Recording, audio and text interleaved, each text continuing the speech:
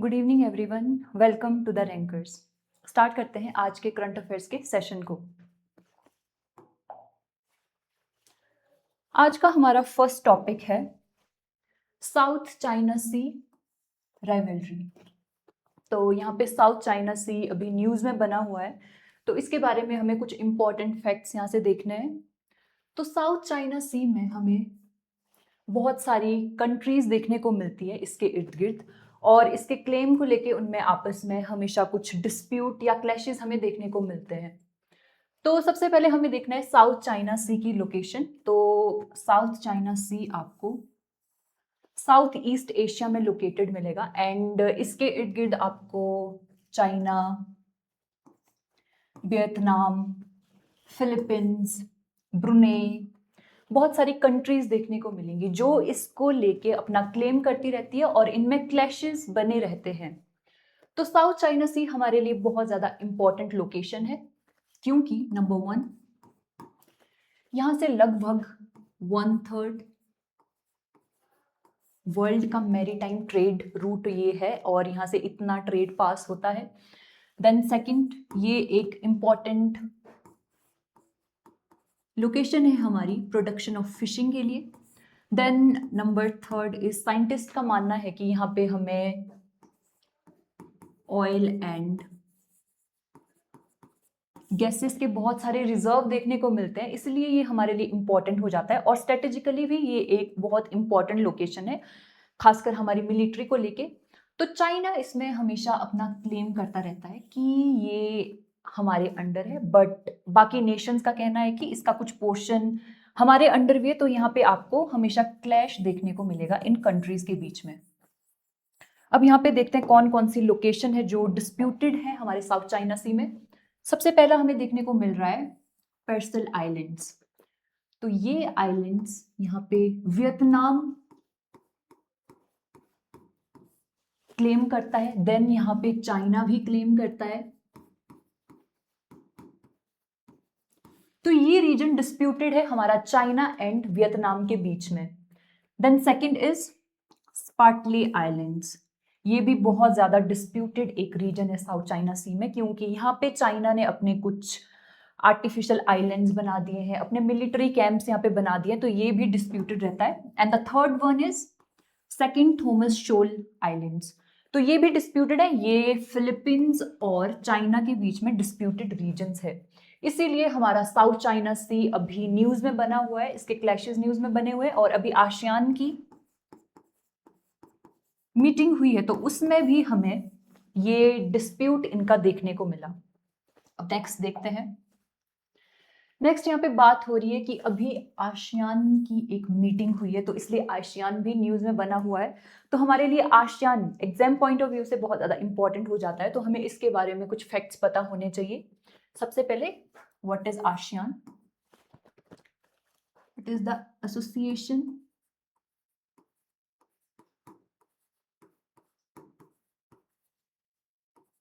Of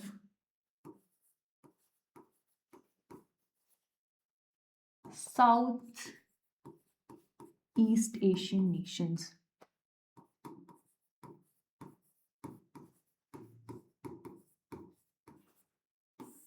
ये इसकी full form देखने को मिलती है, association of south east Asian Nations. तो जितनी भी साउथ ईस्ट एशिया की कंट्रीज है वो मिलके ये ऑर्गेनाइजेशन बनाती है। अब इसके बारे में कुछ और यहाँ पे फैक्ट्स बताए गए हैं कि इसकी एस्टेब्लिशमेंट कब हुई थी। एस्टेब्लिश्ड हुआ ये 8 अगस्त 1967 को ये बना है विद द बैंकॉक डिक्लेरेशन। इस डिक्लेरेशन के थ्रू आसियान हमें बनता हुआ देखने को मिला था।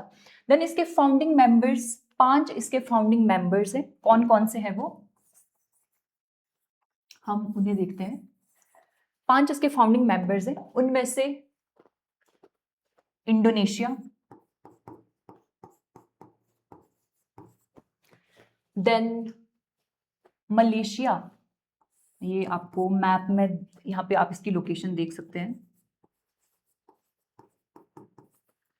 Then Philippines,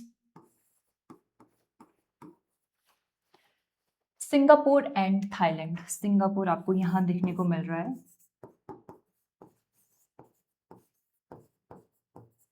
and Thailand.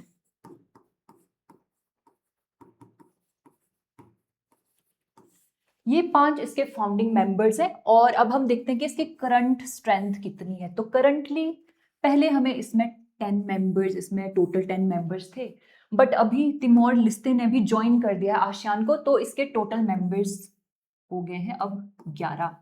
तो आपको पूछा जाए कि कितने कंट्रीज हमें आसियान में देखने को मिलती है, तो नंबर है 11। ठीक है, तो 11 यहाँ पे हमें कंट्रीज देखने को मिलती हैं आसियान में। अब हमने 5 तो देखी, इसकी फाउंडिंग मेंबर्स थे। अब हम देखते हैं कि नेक्स्ट और कौन कौन सी कंट्रीज आसियान का पार्ट है। उसमें आपको और देखने को मिलेगा म्यांमार,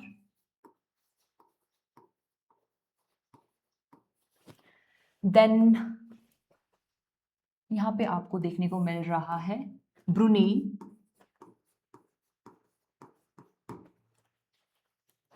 वियतनाम, लाओस,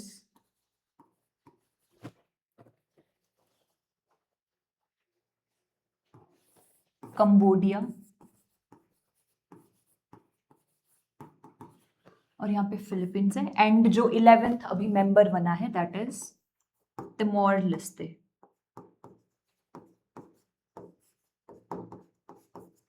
ठीक है, ये 11 कंट्रीज अब आसियान का पार्ट बन चुकी है।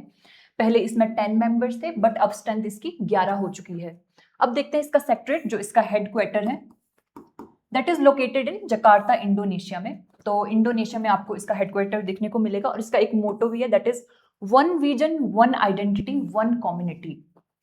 कि जितने भी मेंबर्स हैं उनका सेम विजन होगा, वो साथ में मिलकर काम करेंगे और अपनी security, peace and economic development के लिए मिलके काम करेंगे।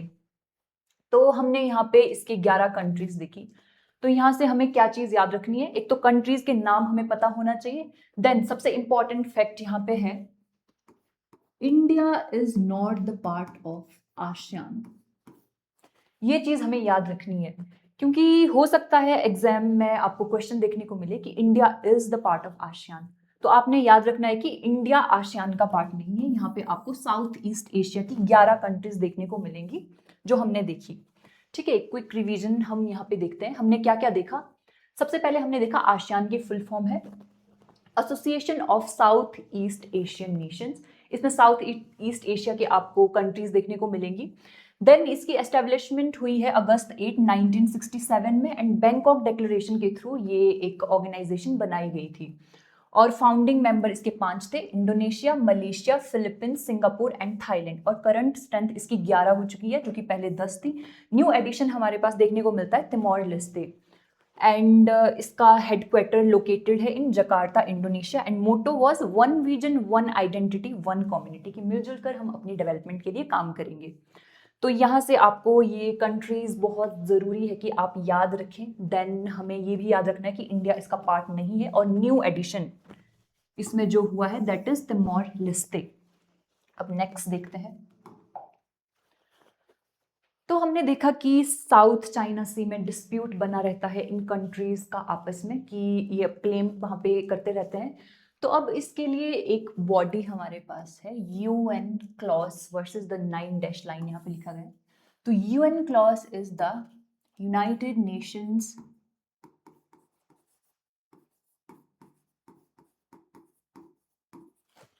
कन्वेंशन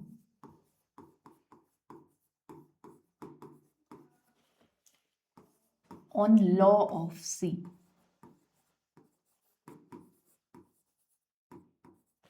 तो ये एक बॉडी है, तो ये बताती है कि कितना मैरीटाइम है जिस पे कंट्रीज अपना क्लेम कर सकती हैं। देन जो भी डिस्प्यूट हो रहे हैं उनको ये रिजॉल्व करती है। तो इसको अडॉप्ट किया गया था 1982 में। ठीक है, और इसने देखिए अब यहाँ पे कुछ गाइडलाइंस प्रोवाइड की है, जिसमें से सबसे पहला है कि 12 नॉटिकल माइल्स यहाँ पे बताया जा रहा है। 12 नॉटिकल माइल्स यहाँ पे भी आप देख सकते हैं। ये जो मैरीटाइम बाउंड्री है, इसमें एक जो कंट्री है उसके कोस्ट से लेके 12 नॉटिकल माइल्स तक आप अपना क्लेम कर सकते हैं। एक कंट्री का फुल क्लेम होगा एंड फुल सोवेनिटी होगी इस रीजन पे, इस टेरिटोरियल वाटर्स पे। एंड यहाँ पे वो कुछ भी कर सकते हैं, अपना माइनिंग कर रहे हैं, अपना फिशिंग कर रहे हैं, कोई भी एक्टिविटी यहाँ पे वो कर सकते हैं। देन आता है EEZ, that is exclusive economic zone, जो कि रहता है 200 नॉटिकल माइल्स तक। तो इसमें भी कंट्रीज अपना कुछ क्लेम कर सकती हैं, लाइक गैस या फिर कोई अदर ऑयल के रिसोर्सेज उन्हें मिल रहे हैं वो एक्सप्लोर कर सकते हैं, देन फिशिंग के लिए भी इसको यूज़ कर सकते हैं। बट यहाँ पे एक इम्पॉर्टेंट चीज़ है कि यहाँ पे अदर किसी नेशन की शिप्स अगर यहाँ से पास हो रही है तो उनको पीसफुली यहाँ से पास करने दिया जाता है। तो इसमें हमें कंट्रीज़ की सोवरेनिटी देखने को नहीं मिलती। ये पीसफुल जो शिपिंग है, कोई ट्रेड रूट है, वहाँ से कोई शिप पास करिए तो उसके लिए ये अवेलेबल रहेगा। ठीक है, देन यहाँ पे बताया गया है 9-लाइन। हमने देखा कि चाइना क्लेम करता है 90% इन द साउथ चाइना सी, और ये क्लेम करता है थ्रू 9-लाइन के थ्रू ये क्लेम करता है, और ये काफ़ी हिस्टोरिक इसका एक क्लेम है कि 90% सी हमें बिलोंग करता है। बट यहाँ पे फिलीपींस ने इनको पीसीए में ले गए थे वो लोग, that is Permanent Court of Arbitration in 2016। तो यहाँ पे कहा गया कि जो ये क्लेम है दैट इज नॉट लीगल, इसको जो भी इंटरनेशनल कोर्ट है वो लीगली इसको एक्सेप्ट नहीं करते हैं। तो ये जस्ट चाइना का एक क्लेम है कि 90% सी हमारा है, तो इसको ये इंटरनेशनल कोर्ट इसको एक्सेप्ट नहीं करते हैं। तो यहाँ से हमने क्या क्या चीज़ें देखी, हमने देखा कि यूएन क्लॉज एक गवर्निंग बॉडी है जो कि मैरीटाइम जो भी डिस्ट्रीब्यूट करती है कितनी लोकेशन आपके लिए है, देन ये प्रोवाइड करती है वहाँ पे कोई भी डिस्प्यूट हो रहा है तो उसको पीसफुली ये वहाँ पे देखता है, देन मैनेज करता है। और हमने देखा 1982 में इसको अडॉप्ट किया गया था, एंड 12 नॉटिकल माइल्स तक जितना भी एरिया होगा, वो जितना भी अपना टेरिटोरियल वाटर्स होगा, वो उस पर एक कंट्री की सोवरेनिटी होगी। देन 200 नॉटिकल माइल्स तक फुल सोवरेनिटी नहीं होगी, बट कुछ चीज़ें जैसे हमने अभी देखा फिशिंग हो गया या फिर कोई ऑयल या फिर गैसेस का एक्सप्लोरेशन करना है वो आप कर सकते हैं। बट वहाँ से अगर किसी अदर नेशन की शिप पास करिए तो आप उसको पीसफुली पास करने देंगे। देन 9-लाइन है जहाँ से चाइना क्लेम करता है कि 90% क्लेम करता है ये साउथ चाइना सी के लिए, बट पीसीए 2016 में इस क्लेम को नलिफाई किया गया था और इंटरनेशनल कोर्ट इसको एक्सेप्ट नहीं करते हैं। अब नेक्स्ट देखते हैं, यहाँ पे अब एंड में कुछ MCQs हैं। First one is which of the following countries was not among the original founding members of ASEAN in 1967? Option A is Indonesia, B Philippines, C Vietnam, D Singapore. तो इसका right answer is option C Vietnam. हमने देखा कि Indonesia, Philippines, Singapore ये तीनों countries founding members थी, but Vietnam इसका member है, बट ये फाउंडिंग मेंबर नहीं था आसियान का। Then the second question is Second Thomas Shoal frequently mentioned in international news is located in East China Sea, South China Sea, Indian Ocean और Sea of Japan. तो right answer होगा option B south China सी। हमने अभी Thomas शोल देखा, ये located है south China सी में, and it is disputed between Philippines and China. तो फिलीपींस भी इसमें अपना क्लेम करता है एंड चाइना भी इसमें अपना क्लेम करता है। अब नेक्स्ट देखते हैं अपना सेकंड आर्टिकल। तो यहाँ पे एक स्कीम की बात की जा रही है, एंड द स्कीम इज लड़की बहन स्कीम। तो इस स्कीम को लेके अभी कैग की एक रिपोर्ट आई, तो कैग ने उसमें कुछ इरेगुलरिटीज एंड फाइनेंशियल कुछ प्रॉब्लम्स देखी। तो उसके ऑडिट में ये बताया गया कि इसमें कुछ प्रॉब्लम्स हैं। तो सबसे पहले समझते हैं what is CAG.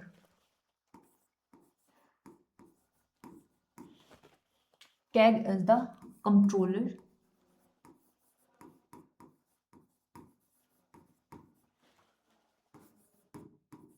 Auditor general of India.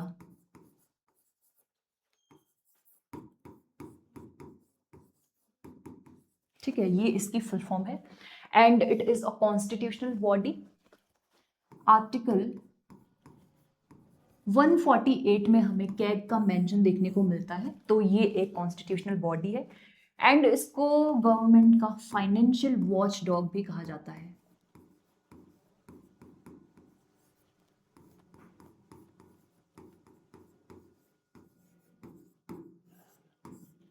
तो जो भी गवर्नमेंट एक्सपेंडिचर कर रही है, अपना जो भी खर्चा कर रहा है, फाइनेंशियल जो भी चीज़ें हैं, उसको कौन मॉनिटर करता है, दैट इज कैग। ठीक है, हमने क्या क्या समझा कैग के बारे में।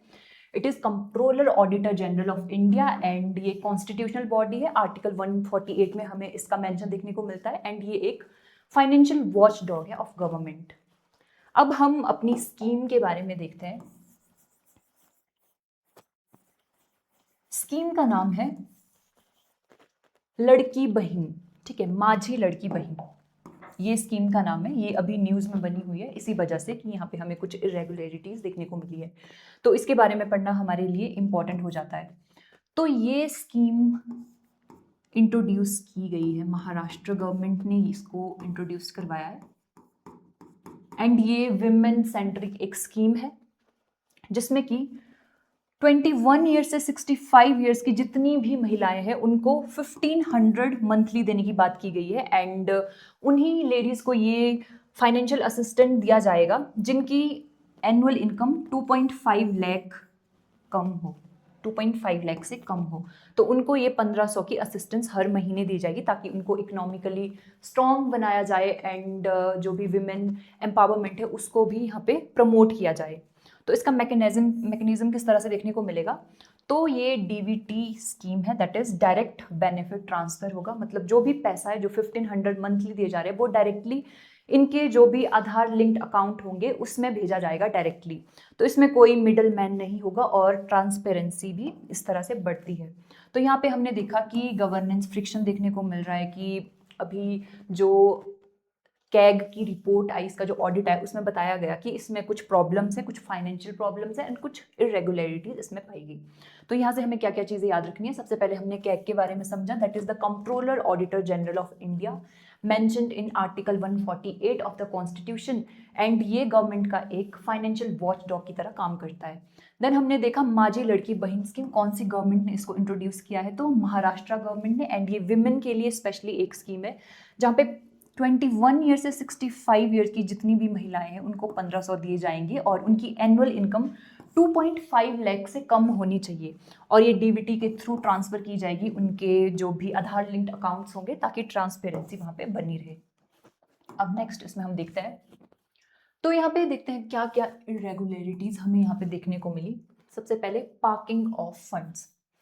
पार्किंग ऑफ फंड्स का मतलब है कि गवर्नमेंट अपने ट्रेजर से पैसा निकाल रही है और उनको किसी अदर अकाउंट या फिर कोई भी परमानेंट अकाउंट नहीं है, कोई टेम्परेरी अकाउंट है उसमें डाल रही है, रादर कि वो उसको इम्प्लीमेंट करे अपनी स्कीम के लिए, ठीक है।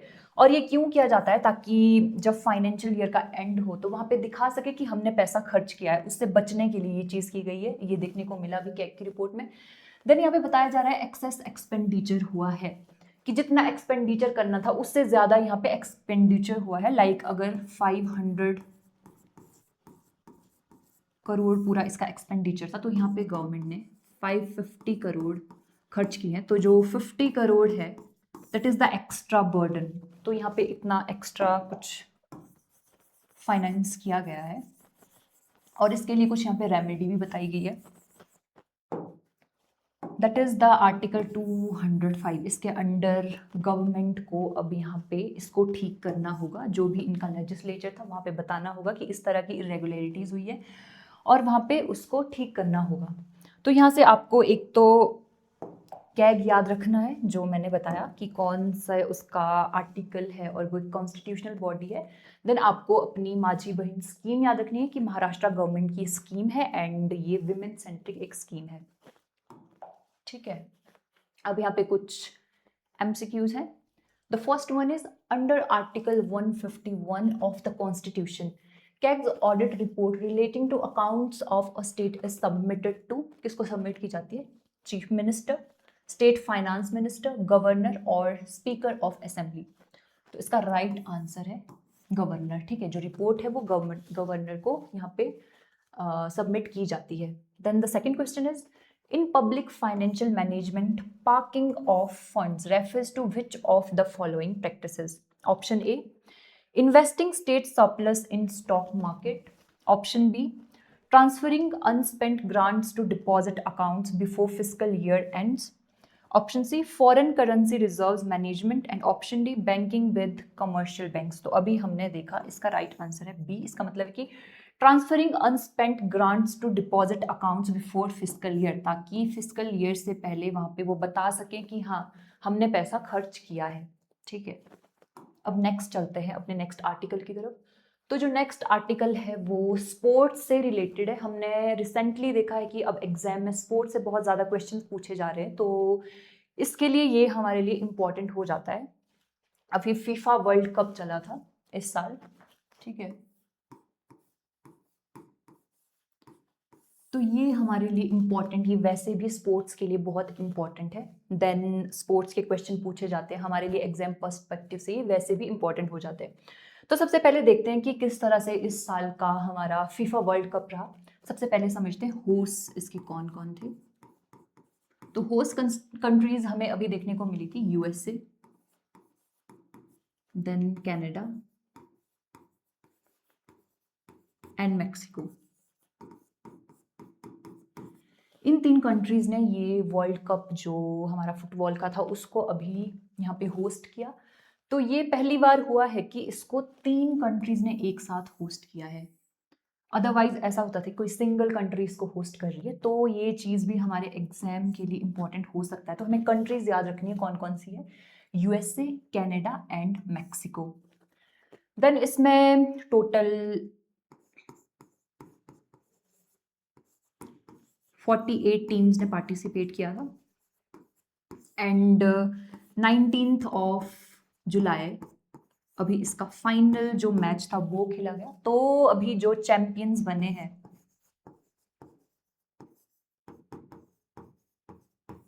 तो वो है स्पेन। तो अभी फीफा के चैंपियन बने हैं स्पेन, और इन्होंने किसको हराया था, इन्होंने अर्जेंटीना को 1-0 से हराया है एंड ये सेकंड टाइम अपना जो कप इन्होंने अभी जीता है। तो हो सकता है ये भी पूछा जाए कि कौन सी कंट्री अभी चैंपियन बनी है, तो ये भी याद रखना है, दैट इज स्पेन। एंड इन्होंने किसको हराया है, इन्होंने अर्जेंटीना को हरा के ये फर्स्ट पोजीशन यहाँ पे हासिल की, ठीक है। और इसका फैक्ट यहाँ पे हम ऐसे याद रख सकते हैं कि इंडिया ने इसमें पार्टिसिपेट नहीं किया था, ठीक है। अभी इंडिया ने इसमें पार्टिसिपेट नहीं किया था, तो इसमें टोटल 48 नेशंस हमने देखे जिन्होंने पार्टिसिपेट किया था। अब नेक्स्ट इससे हमारे लिए क्या इंपॉर्टेंट हो जाता है, तो फीफा एक बॉडी है, तो इसका हिस्टोरिकल कुछ चीज़ें वो भी हमारे लिए एग्जाम के लिए इम्पॉर्टेंट हो जाती है। तो अब हम उनको देखते हैं। सबसे पहले यहाँ पे फीफा के बारे में बताया गया है। FIFA is international federation of association football. तो जैसे क्रिकेट के लिए हमारे पास आईसीसी है, उसी तरह से जो फुटबॉल है उसको मैनेज करता है हमारा फीफा, और ये एस्टेब्लिश हुआ था 1904 में एंड इसका हेडक्वार्टर लोकेटेड है ज़ुरिच स्विट्जरलैंड में। इसको भी आप याद रख सकते हैं। और वर्ल्ड कप जो इसका स्टार्ट हुआ है वो पहला एडिशन इसका खेला गया था 1930 में उरुग्वे में। देन उसके बाद हर 4 साल के बाद ये जो फीफा वर्ल्ड कप है वो खेला जाता है, ठीक है, 4 साल बाद खेला जाता है, इसलिए भी ये इंपॉर्टेंट है। तो इस साल ये था 2026 में एंड 3 कंट्रीज ने इसको होस्ट किया था, यूएसए, मैक्सिको एंड कनाडा। ये आप याद रख सकते हैं।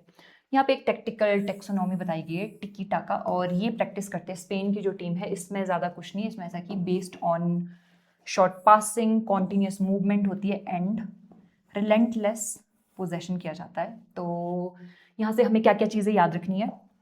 सबसे पहले अभी इस साल 2026 में फीफा वर्ल्ड कप खेला गया और उसमें जो विनिंग टीम थी दैट इज स्पेन एंड उसने किसको हराया है, अर्जेंटीना को। एंड और इसमें था कि 48 टीम्स ने पार्टिसिपेट किया था और 3 इसमें हमें होस्टिंग नेशंस देखने को मिले, मैक्सिको, कनाडा एंड यूएसए, जो कि पहली बार हुआ है अपना वर्ल्ड कप की हिस्ट्री में कि 3 नेशंस एक साथ इसको होस्ट कर रहे हैं और 4 साल में एक बार ये वर्ल्ड कप खेला जाता है। एंड इसको एस्टेब्लिश किया गया था 1904 में, और इसका हेडक्वार्टर भी आप याद रख सकते हैं। फीफा का हेडक्वार्टर लोकेटेड है ज़ुरिच स्विट्जरलैंड में। एंड फर्स्ट जो एडिशन इसका खेला गया था उरुग्वे में खेला गया था इन 1930 में इसका फर्स्ट एडिशन खेला गया था। तो ये कुछ फैक्ट है जो आप यहाँ से याद रख सकते हैं, मे बी एग्जाम में आपको क्वेश्चन देखने को मिले। अब इससे रिलेटेड यहाँ पे एक एमसीक्यू अटैच किया गया है। That is where is the headquarters of the global football governing body FIFA located? Options are Lausanne, Switzerland, Zurich, Switzerland, Geneva Switzerland और पेरिस फ्रांस। तो अभी हमने देखा इसका हेडक्वार्टर लोकेटेड है जूरिच स्विट्जरलैंड में। ठीक है, आप ये ध्यान रख सकते हो। तो ये आज के हमारे सेशन का एक डिस्कशन था। तो अगर आप हमारे डिस्क्रिप्शन बॉक्स में जाके आपको लिंक्स मिलेंगे, वहाँ से आप हमारी ऐप द रैंकर को डाउनलोड कर सकते हैं। वहाँ पे आपको सारे जितनी भी मेरी क्लासेस हुई हैं उसके PDF मिल जाएंगे और ऐप में आपको बहुत सारी फ्री रिसोर्सेज मिलेंगे और आप उनको भी देख सकते हैं। Thank you very much.